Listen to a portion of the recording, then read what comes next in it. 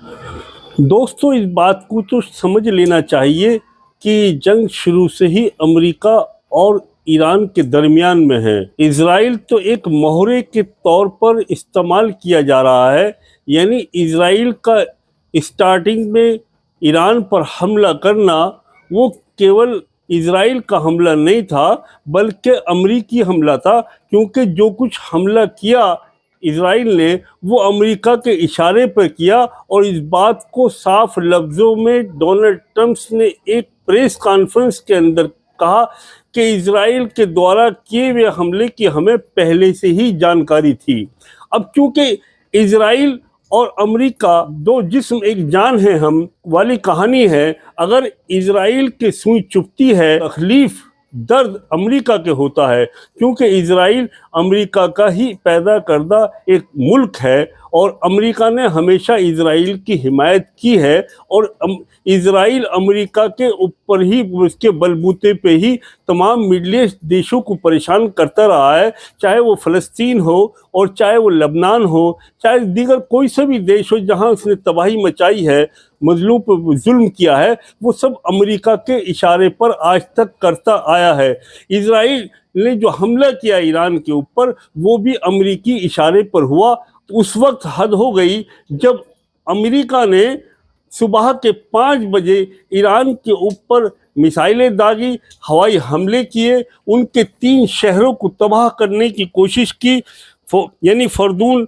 Natanz और Isfahan, इन शहरों को उसने निशाना बनाया। और फिर सुबह के वक्त में आकर प्रेस कॉन्फ्रेंस की और डोनाल्ड ट्रंप ने कहा कि हमने बहुत बड़ी कामयाबी हासिल की और अब हम शांति की तरफ जा रहे हैं। यानी हम जंग को ख़त्म करेंगे और जंग का खात्मा होने वाला है। लेकिन उसके बदले में क्या हुआ कि ईरान ने जवाबी कार्रवाई आज दोपहर जो की है, तो वो उसने अमेरिका के ऊपर न करके इजराइल के ऊपर उसने बहुत ज़बरदस्त मिसाइलों से हमला किया। क्योंकि ईरान इस बात को जानता है कि हमला अमेरिका के ठिकानों पे करो या इजराइल के ठिकानों पे करो, ये बात एक ही है। यानी इजराइल के ऊपर जो भी हमला किया जाएगा उसकी तकलीफ, उसकी पीड़ा अमेरिका को पहुंचती है। उधर ईरान के अंदर खामनेई ने कहा कि हम इस जंग को सालों साल लड़ने की क्षमता रखते हैं, और अभी तो हमने बमुश्किल तमाम 5% अपना जंगी मसाला निकाला है, यानी मिसाइल निकाली है। यानी इस बात को दुनिया देख रही है कि जिस बार भी इजराइल के ऊपर हमला हो रहा है ईरान की तरफ से, तो एक नई किस्म की, नई तकनीक की मिसाइल निकल कर आ रही है। दूसरी तरफ सुप्रीमो ने यह भी बतलाया कि हमारे पास में 102 शहर ज़मीन दोष ऐसे हैं जहां पर हमारा जंगी सामान और जंगी असलाह तैयार होता है। वो सालों साल भी हम अगर आपको दिखलाएंगे तो वो शहर आप देख नहीं पाओगे। इस बात का अंदाज़ा अमेरिका को भी नहीं है। और अब ये जंग शुरू अमेरिका ने की, शुरू इजराइल ने की, और इसको इख्तिताम तक, इसको अंजाम तक हम पहुंचाएंगे। इजराइल की जो सज़ा है वो अभी पूरी नहीं हुई है। जब तक इजराइल की सज़ा पूरी नहीं हो जाती है तब तक ये जंग ख़त्म नहीं होगी। जंग जारी रहे, भले ही अमेरिका इसमें कूद जाए। आज जो मालूम चला कि ईरान के अंदर तमाम माहौल बिल्कुल सड़कों पर सादा है, लोग वहाँ घबराए हुए नहीं हैं। जबकि दूसरी तरफ ये देखा जा रहा है कि इजराइल के अंदर लोग बंकरों के अंदर ठुसे जा रहे हैं और लोगों के पास में खाने पीने की भी दिक्कत आने लगी है। क्योंकि ईरान क्षेत्रफल में इजराइल से बहुत बड़ा है, और इस बात को खामनेई ने कह दिया कि तुम हमारे मुकाबिल सक्षम नहीं हो, हमारा देश तुमसे बहुत बड़ा है, तुम हम पे कहाँ हमले करोगे। लेकिन उसके साथ साथ ये भी कहा कि जैसे हमारे न्यूक्लियर साइंटिस्ट मारे गए हैं, जिस तरह से हमारे अहम शख्सियतों को आपने शहीद किया है, हम उसका बदला लेकर ही रहेंगे। अभी हमारा बदला पूरा नहीं हुआ है। दूसरी तरफ अमेरिका द्वारा किया गया हमला जो ईरान पे हुआ, उसका नेतन्याहू ने बड़ा गर्मजोशी से इसका स्वागत किया और कहा कि अब जंग ख़त्म हो जाएगी, अब शांति आएगी। लेकिन ऐसा नहीं हुआ। उसके चंद घंटों बाद ही जब ईरान की तरफ से जवाबी कार्रवाई हुई है तो उससे पूरा इजराइल धू-धू झलने लगा। उसके तेल अवीव और बड़े बड़े शहरों के ऊपर उन्होंने निशाना बनाया, बल्कि उन जगहों को भी निशाना बनाया गया जहाँ न्यूक्लियर सिस्टम तैयार होता है, जहाँ पर इनका ख़ास मिसाइलों का सामान रखा हुआ है, जहाँ पर इनकी सैनिक सामग्री रखी हुई है।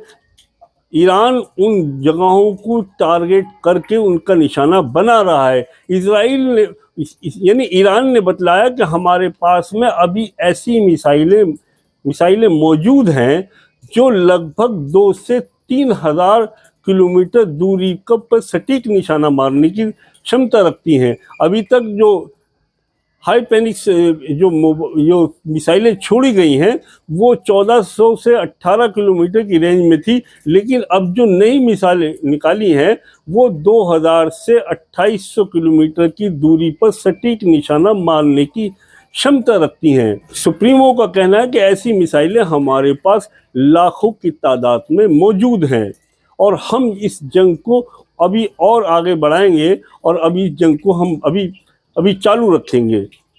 दूसरी तरफ सुप्रीमो खamenei ने कहा कि जंग का इख्तिताम जब संभव है जब फ़लस्तीन के ऊपर इजराइल अपनी दादागिरी ख़त्म करे और फ़लस्तीन के ऊपर अपनी दखल अंदाजी बंद करे, हमास के ऊपर लगाए हुए पाबंदियों को ख़त्म करे। उसके बाद में सीज़ फायर का और जंग के इख्तिताम का रास्ता खुल सकता है। लेकिन साथ साथ उन्होंने ये कहा कि इजराइल के जुर्म की सज़ा अभी पूरी नहीं हुई है। जब तक इजराइल के जुर्म की सज़ा पूरी नहीं होती ये जंग बरकरार रहेगी और चलती रहेगी।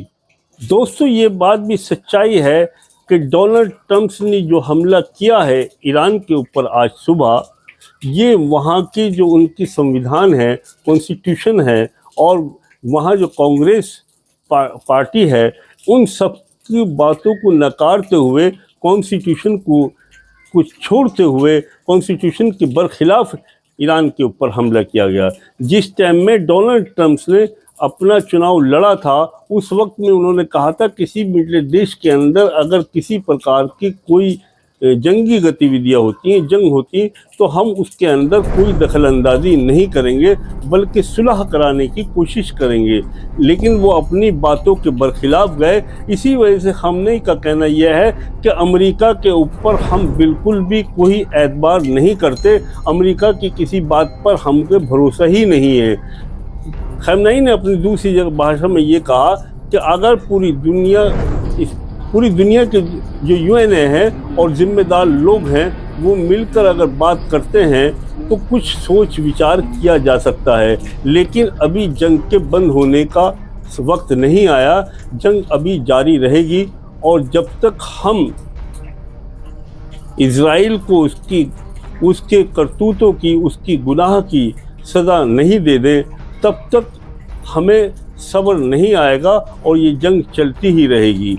अब देखना यह है कि जिस तरह से अमेरिका ने वार किया ईरान के ऊपर और उसका पलटवार ईरान ने इजराइल के ऊपर किया, तो अब अमेरिका का अगला कदम क्या होता है और उसके बाद में ईरान का रुख क्या होता है, अब ये आने वाला समय ही बतलाएगा।